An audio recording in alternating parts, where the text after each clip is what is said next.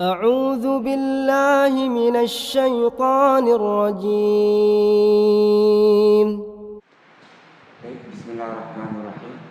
Assalamualaikum warahmatullahi wabarakatuh. Innal hamdalillah alladzi amarna bis salat faman aqamaha faqad aqamaddin wa man tarakaha faqad haramaddin. Asyhadu an la ilaha illallah wa asyhadu anna Muhammadan abduhu wa rasuluh. Allahumma shalli ala Muhammad wa ala alihi wa sahbihi wa man tabi'ahu bi ihsan ila yaumiddin. Amma ba'd.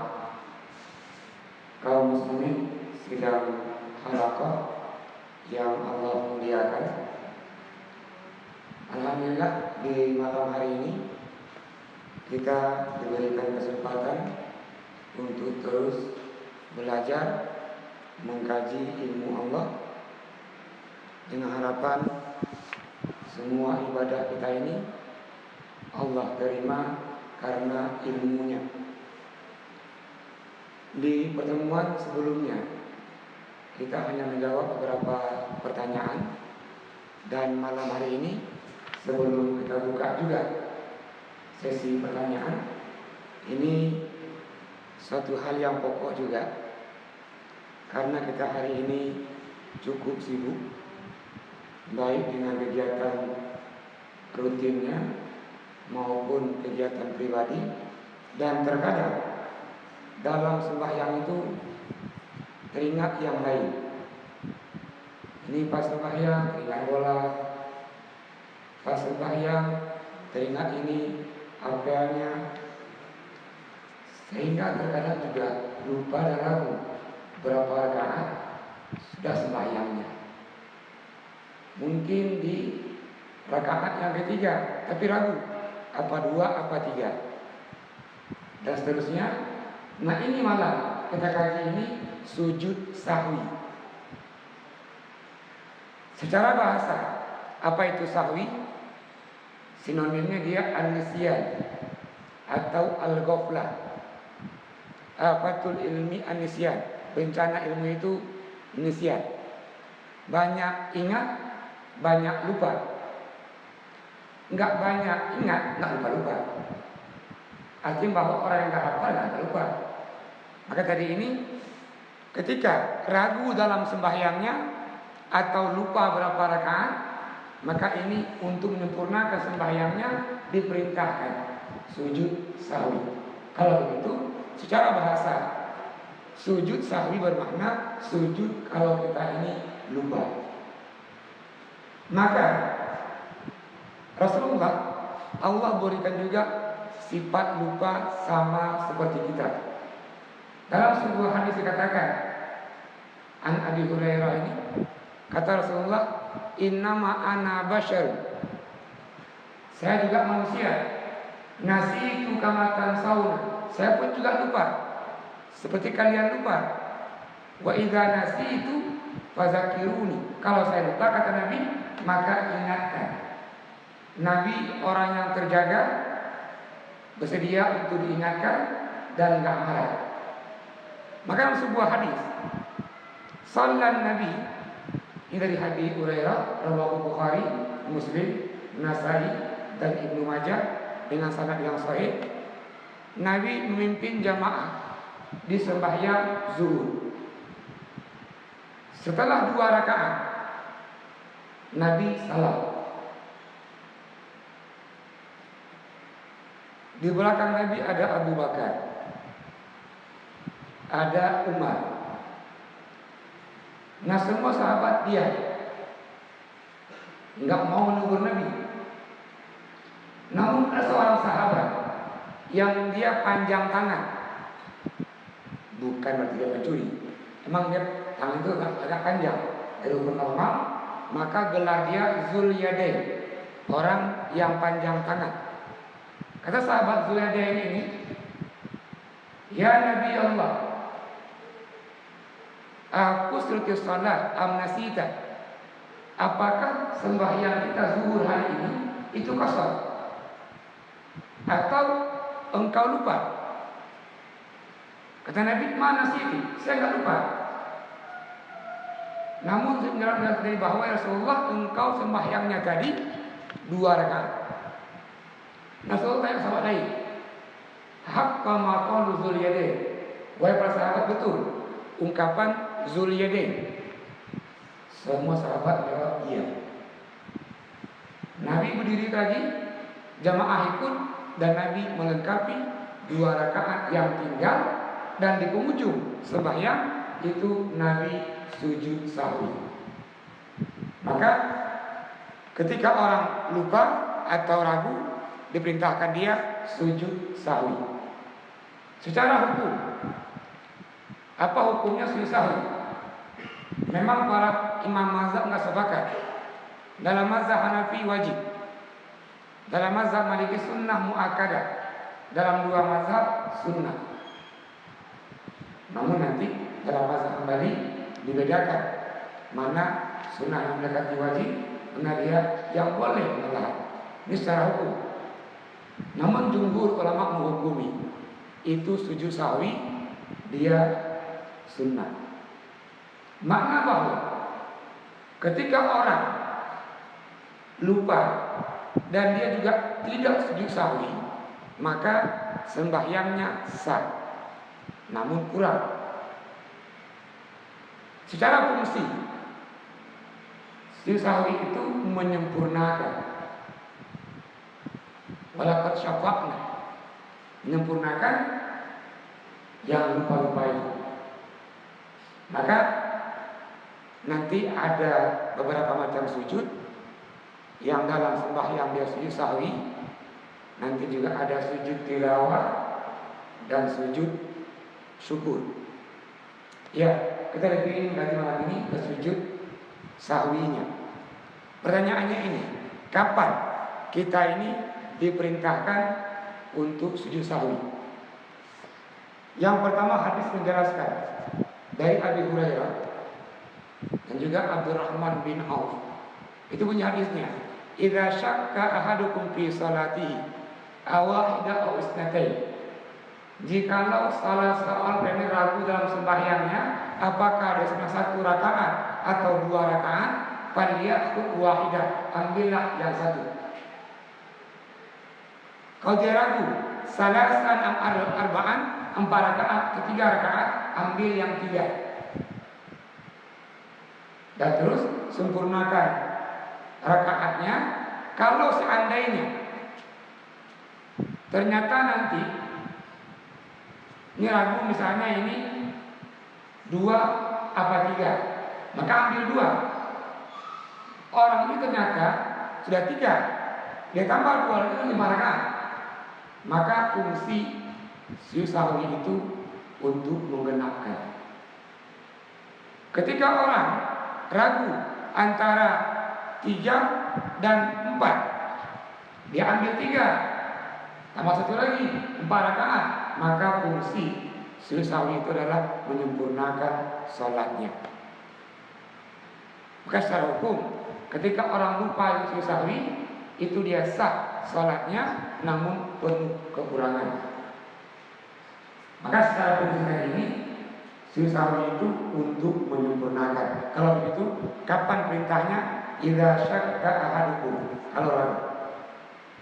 Yang kedua, kalau orang sholat itu zuhur 5 rakaat, kelebih. Nabi juga pernah sembahyang zuhur Nabi itu 5 rakaat. Sahabat nanya, ya Rasulullah, apakah mulai hari ini rakaat zuhur bertambah jadi 5? Ya tidak, emang kenapa?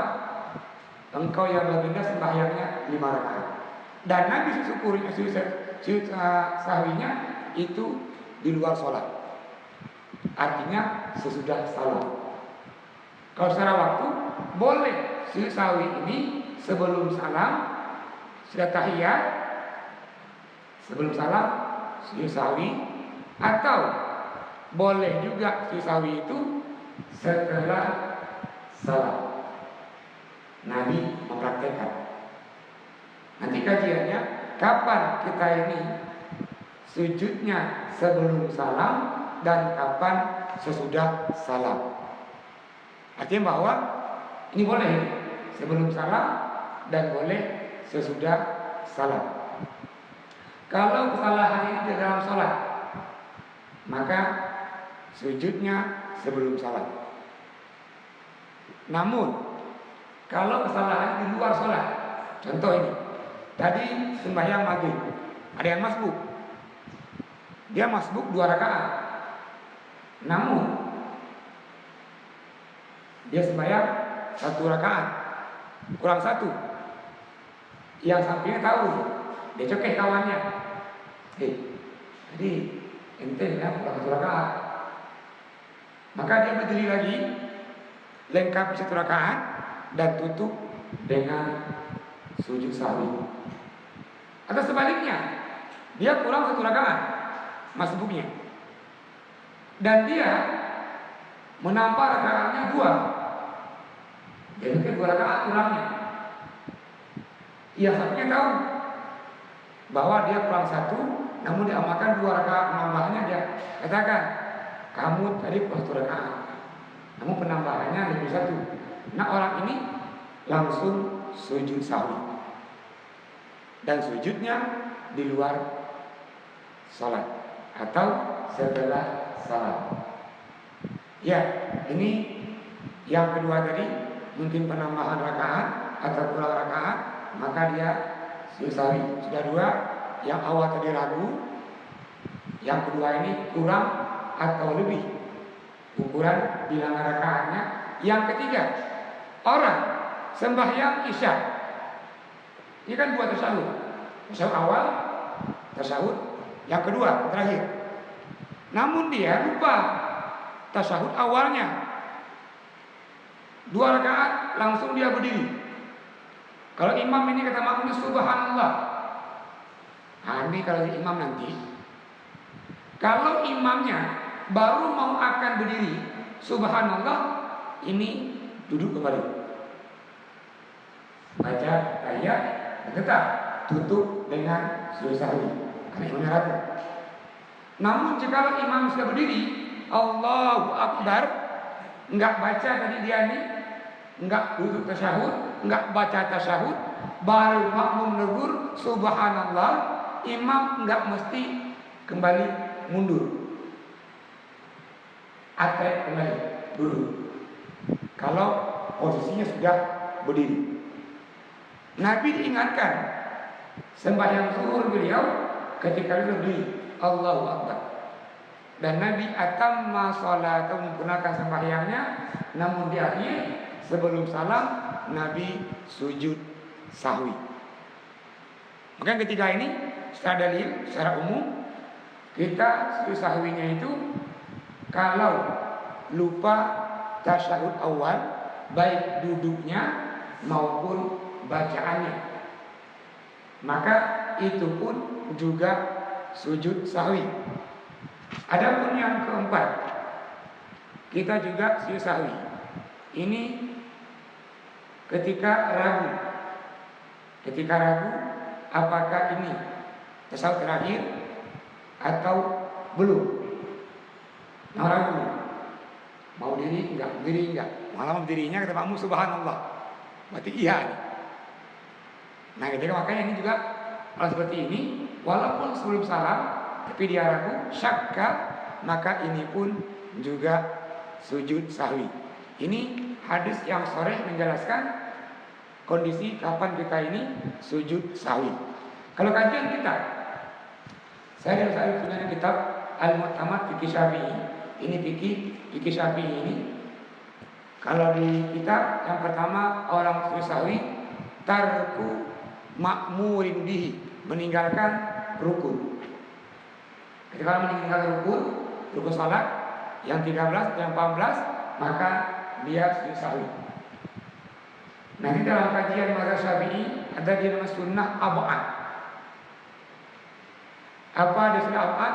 Termasuk bacaan sujud, bacaan duduk antara 2 tasyahud awal, terus juga baca tasyahud awal, termasuk dia itu sunnah abad. Dalam mazhab Syafi'i, ketika orang meninggalkan sunnah abad, maka dia juga sujud sahwi. Ini asbab atau kondisi kita ini sujud sahwi. Terus apa yang kita baca? Sujud sahwi sama dengan sujud biasa. Kalau enggak hafal subhana man la yanam wa la yashu, boleh baca bacaan sujud. Pas sujudnya itu boleh subhana rabbiyal a'la 3 kali, itu boleh. Atau hadis sore menjelaskan juga apa yang dibaca, subhana man la yanamu wa la yashu, Masya Allah yang tidak tidur dan tak lupa. Ini dibaca ketika sujud sahwi. Nah, kembali duduk, Allahu Akbar. Duduknya ini iftirash, bukan tawarruk. Terus baca bacaan iftirash juga. Terus Allahu Akbar lagi. Maka baca lagi subhana man la yanamu wa la yashu. Terus Allahu Akbar, baru salam. Ini kalau kita kerjakan sebelum salam. Kalau dikerjakan di luar sholat, sudah salam, begitu juga. Langsung Allahu Akbar, sujud sahwi 2 kali itu tadi, dan juga tutup dengan juga salam. Maka secara waktu kapan dikerjakan, boleh sebelum salam, boleh sesudah salam. Ini sujud sahwi.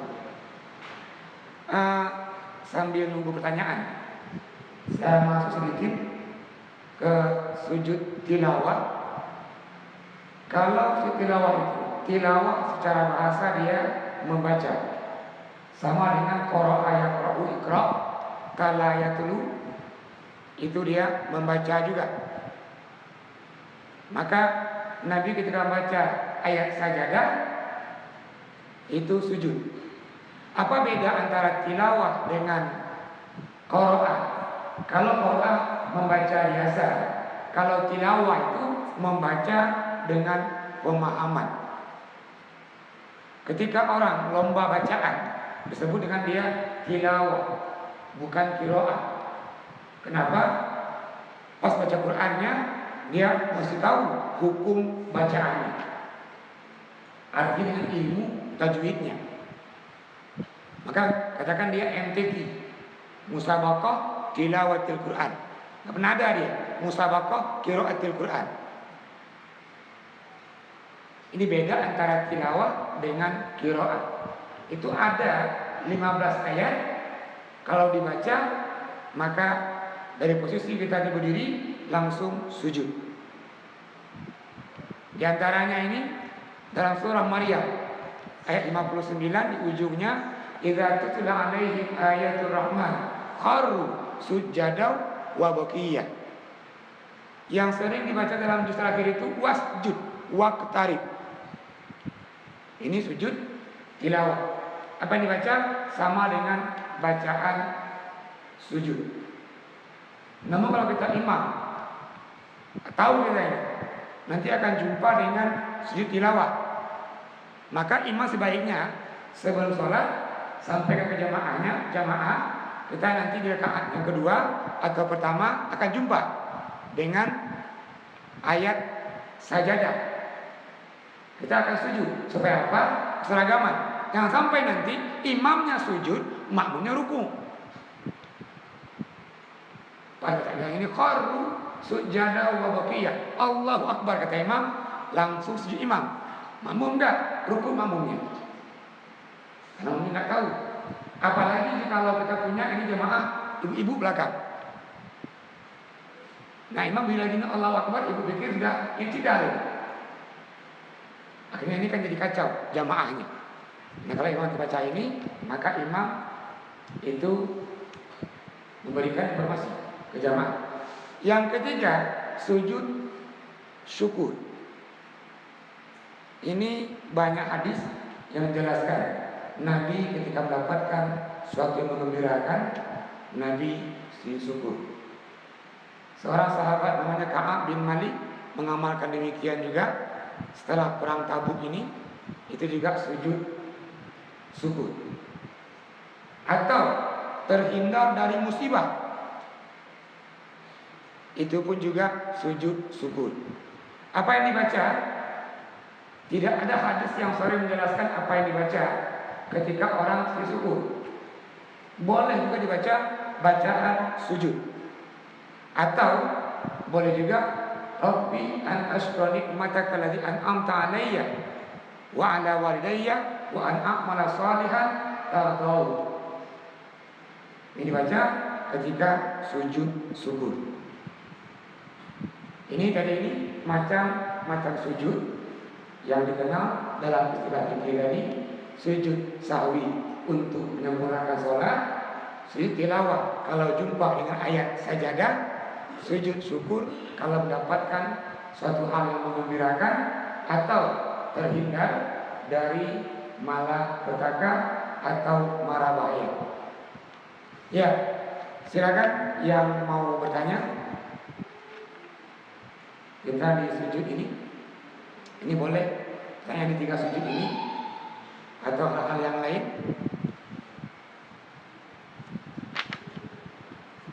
Ya. Ini yang sering dilihat ketika U19 main bola atau U16 main bola ini. Ini ketika mencetak gol, selebrasinya bukan buka baju, bukan gaya lain, tapi dia sujud syukur. Apakah mencetak gol termasuk hal yang menggembirakan? Ya jelas.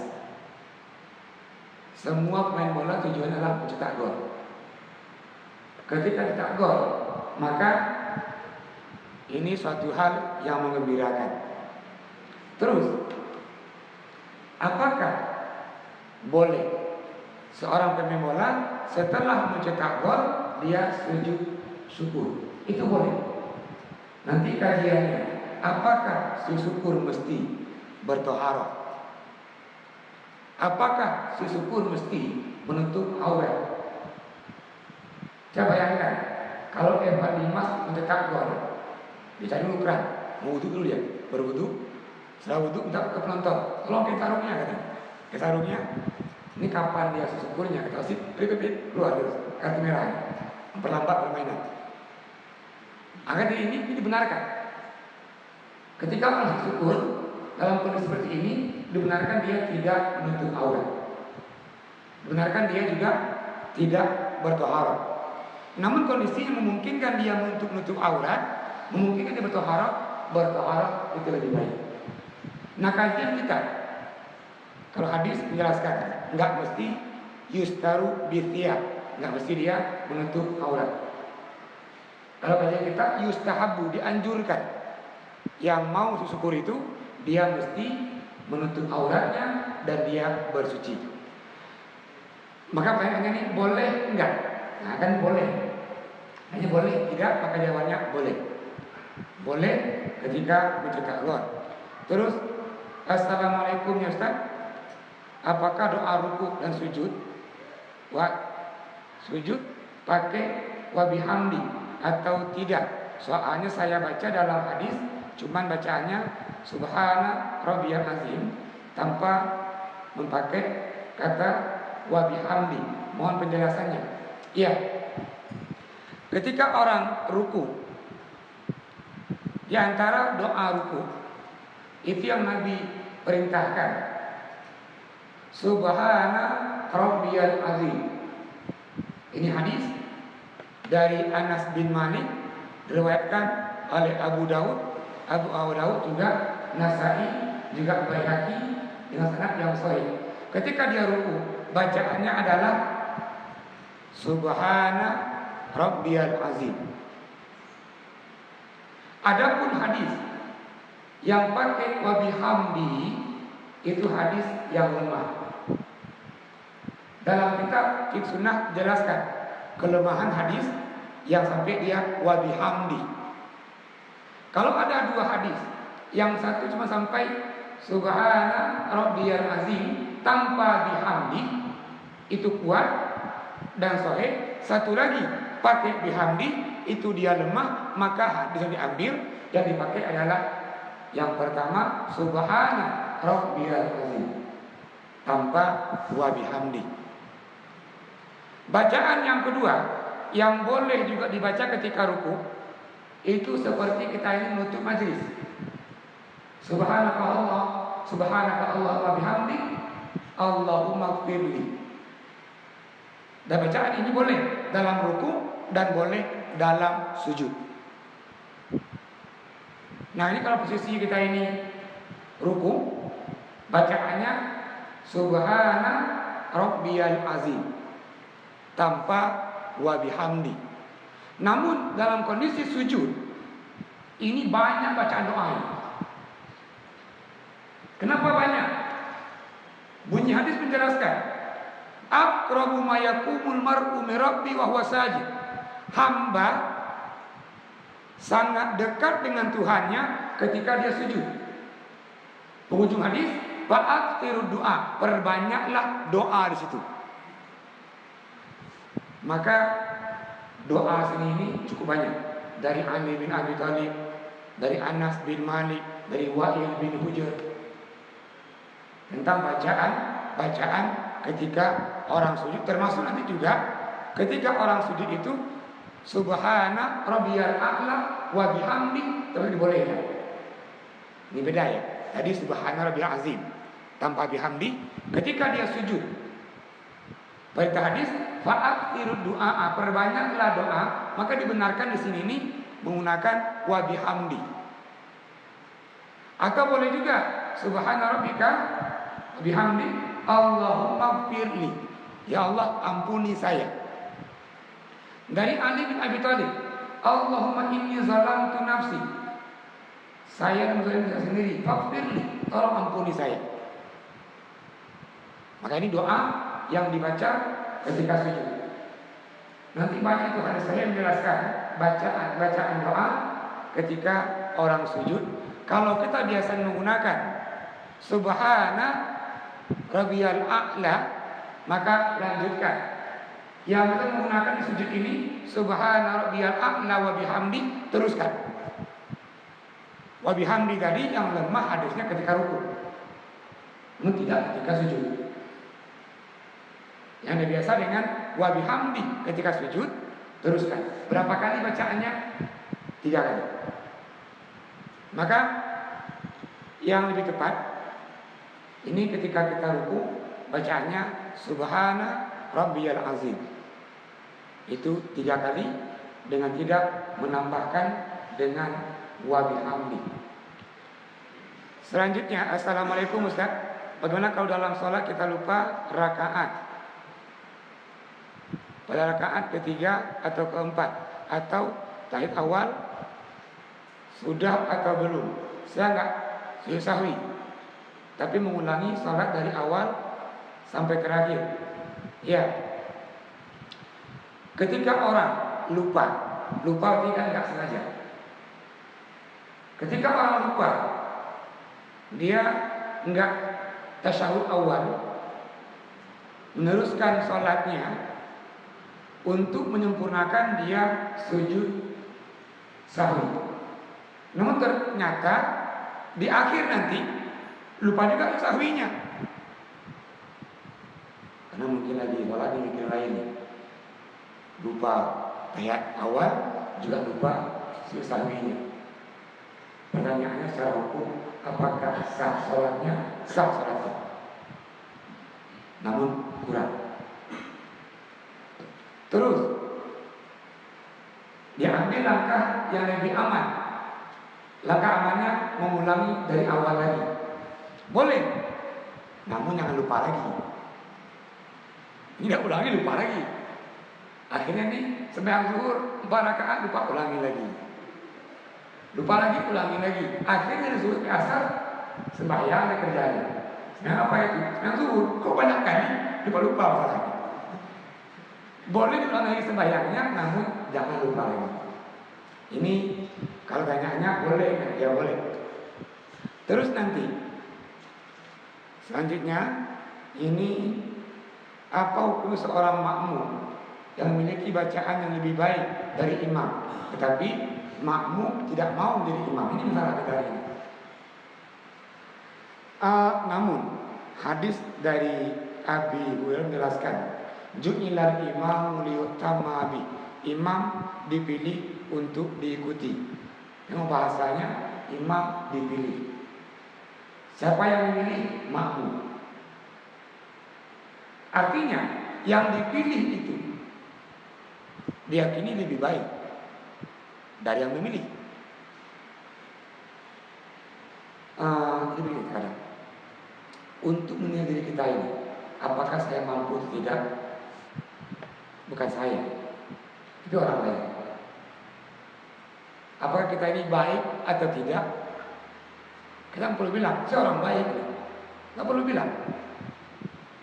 Kenapa orang lain yang akan menengok apakah kita orang baik atau tidak? Maka tadi juga imam ini dipilih yang memilih orang lain. Ketika orang memilih, meyakini bahwa orang ini pantas untuk menjadi imam. Namun ada orang merasa lebih baik. Yang tadi masalahnya adalah dia merasa lebih baik, namun nggak mau jadi imam. Yang masalah lagi ini, dia merasa lebih baik bacaannya ketimbang imam, namun pas dulu nggak mau jadi imam. Kita punya slogan ini, siap dipimpin dan siap memimpin. Ini slogan kita ini.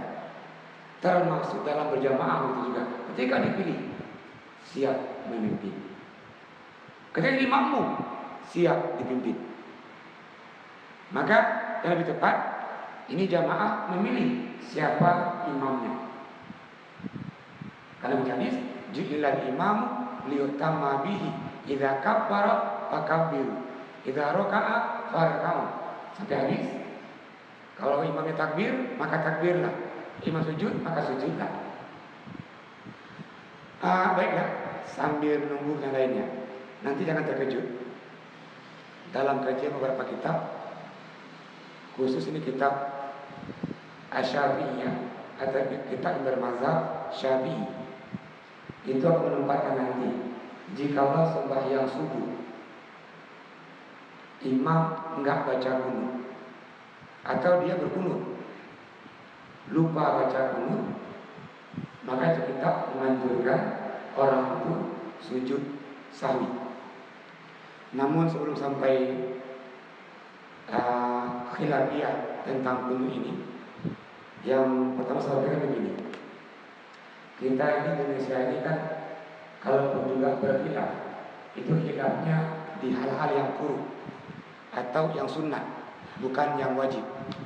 Khusus masalah kunut itu munculnya bukan hari ini, sejak tahun 200 Hijriah. Hari ini tahun 1439 Hijriah. Artinya bahwa khilafiyah ini sudah muncul sejak 1239 tahun yang lalu. Kali ini kita dari mana kita kata itu? 1239 tahun yang lalu. Nah, kenapa ulama masih sepakat dalam hal ini? Ya, yang pertama itu kalau kita buka surah Ali Imran ayat 128, itu bunyi ayat, laisa laka minal amri syai' aw yatuba 'alaihim aw ayu'adzibahum. Ini kalau kita lihat tafsir Ibnu Katsir dan tafsir Tabari menjelaskan, ini ayat turun ketika perang Badar. Banyak kaum muslimin itu mati syahid dalam perang Badar ini. Maka Nabi melaknat orang-orang kafir. Itu bunyinya, anna Rasulullah il'an hada. Rasulullah, ya Allah, laknat sepulan. Namun Allah menunggu. Kata Allah, ya Muhammad, kamu gak punya hak untuk melaknat orang. saya Muhammad menyampaikan. Ada seterusnya apakah mereka akan diazab atau akan diampuni, itu hak saya, kata Allah. Namun di ujung ayat Allah, innahum zalimun. Yang jelas orang-orang kafir membunuh kaum muslimin ini itu orang-orang yang zalim. Ini ayat Ali Imran, surah Ali Imran, ini ayat 128. Yang kedua, ini kisah sumur Maunah. Nanti lebih lengkap. Bapak boleh unduh di Mensos. Ketik aja tragedi atau kisah sumur Maunah, akan muncul dia. Ini orang-orang Bani Sulaim di bawah kepemimpinan Abu Barak bin Malik minta ke Rasulullah. Rasul mendakwakan agama ke kepala suku ini, Barak bin Malik tadi. Dia nggak merespon, juga nggak menolak. Lalu kata dia, kalau boleh ya Muhammad, engkau kirim sahabat-sahabat engkau ke tempat kami, mengajarkan agama kepada kami. Dan juga ini Abu Barak menjamin keselamatan para sahabat itu. Nabi pilihlah sahabat yang baik hafal Qur'annya, yang baik ibadahnya, yang baik pemahaman agamanya, dikirim ke daerah Kufah ini. Dikirimlah sebanyak 70 orang. Namun tak kala 70 orang sampai ke sumur Maunah itu, ada Bani Nadir. Yang menyerang ini bukan Bani Sulaim, di kelompok lain menyerang sahabat di sumur Maunah ini. Maka 68 orang itu syahid. Yang satu orang tinggalkan, dia mati perlahan-lahan. Namun Allah takdirkan masih hidup sampai perang Khandaq. Nah, sahabat yang syahid ini, Nabi sampai beritahu ke beliau, Nabi sangat sedih. Kata Anas bin Malik, Nabi tidak pernah sesedih, dan paling sedihnya itu ketika meninggalnya sahabat ini. Ketika meninggal pamannya, meninggal istrinya Khadijah, Nabi sedih. Namun sedihnya Nabi 70 orang ini syahid melebihi sedih-sedih sebelumnya. Maka Nabi itu baca kunut 1 bulan penuh. Di subuh baca kunut, di zuhur baca kunut, asar baca kunut. Maka punya hadisnya itu dia, karena Rasulullah syahra summa tarakau. Nabi berkunut 1 bulan penuh dan Nabi meninggalkannya. Nah, maka ini kasus menjadi sumber pendapat ulama yang tak sepakat. Namun semua mazhab, semua ulama sepakat untuk kunut nazilah. Apa kunut nazilah? Kunut mara bahaya atau kunut bencana. Ketika kaum muslimin ditimpa bencana tadi, semua gugur bencana, ini namanya kunut nazilah. Semua mazhab sepakat. Yang kedua, semua mazhab sepakat juga pada kunut sembahyang witir Ramadan. Kapan? Pertengahan akhir. Dia namanya kunut witir. Dan semua mazhab sepakat juga. Namun nggak sepakat di kunut subuh. Kenapa Imam Syafi'i katakan itu sunnah? Bukankah sunnah itu amalan Rasulullah? Rasul mengamalkan walaupun 1 bulan penuh kunut. Itu sunnah. Diambil oleh mazhab Syafi'i. Namun 3 mazhab lagi. Dalam mazhab Hanafi, Hambali, Maliki itu tidak ada kunut. Adapun kasus tadi tragedi sumur Maunah itu disepakati kunut nazilah, bukan kunut witir. Maka akan muncul di perbedaan. Kalau kita baca kitab-kitab yang Asyafi'iyah kayak begini, kita akan menemukan kunut subuh. Kalau baca kitab bukan Syafi'iyah, contoh Fiqh Sunnah punya Said Sabiq, halaman 138 baris ke-12 dikatakan kunutus subuhi, kunut subuh ghairu masyru', tidak disyariatkan.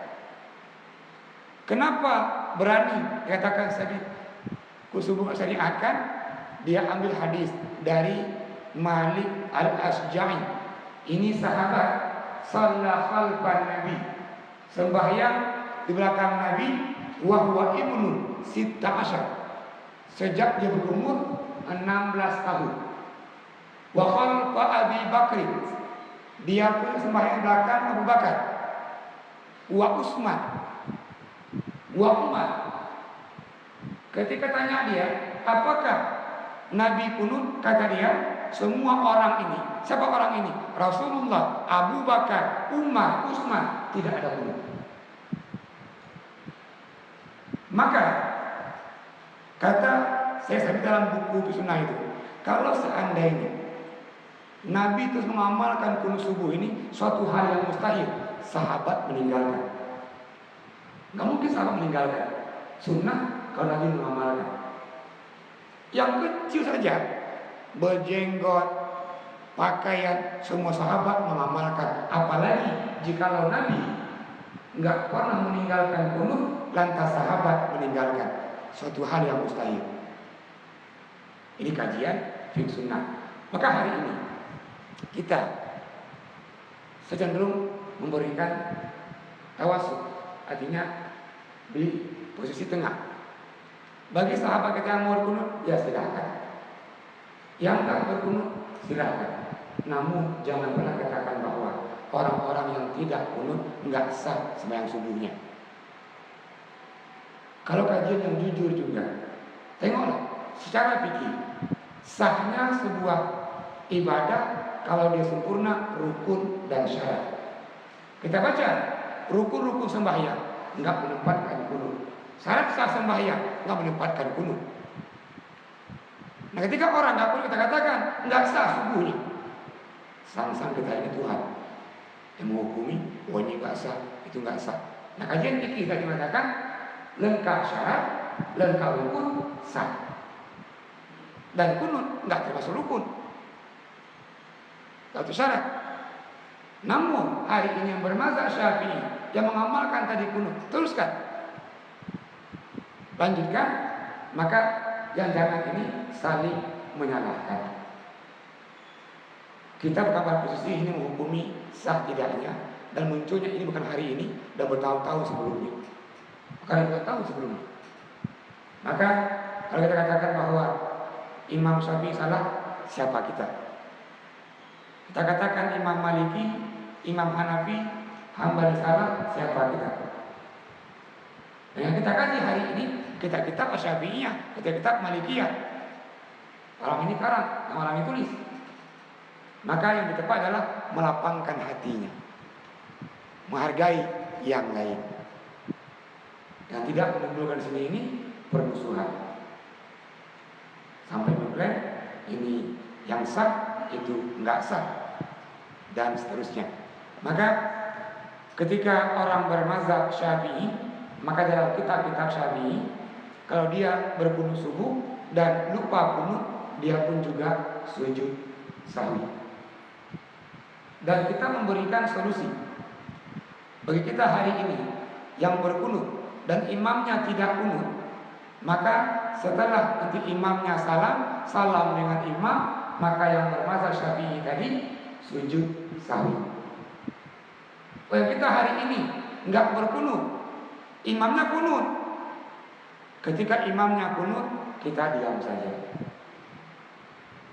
Ini kan solusi diberikan, nggak mesti saling menyalahkan. Maka nanti ini kajian kita Syafi'iyah tentang bab sahwi, memasukkan tadi kunut itu sunnah abad. Dalam istilah kita Syafi'iyah ada dua ya, sunnah abad, sunnah hayat. Dan kunut bagian dari sunnah aba'ad. Yang meninggalkan sunnah aba'ad, maka fayalzamuhu sujudu sahwi. Dia ini mesti sujud sahwi. Namun kita nggak pernah menemukan hadis Nabi lupa kunut dan Nabi sujud sahwi. Jujur lagi. Nah, ini pendapat dari kalangan Asy-Syafi'iyah. Ya, terima kasih. Yang lain yang mau, nah silakan. Mungkin sebenarnya lagi. Terakhir mungkin. Habis ya. Ya, terima kasih. Insya Allah sambung di lain kesempatan dengan bahan yang berbeda, dan kali ini sujud sahwi, sujud tilawah, dan sujud syukur. Mohon maaf. Ditutup dengan kafaratul majlis. Subhanakallahumma bihamdik. Assalamualaikum warahmatullahi wabarakatuh.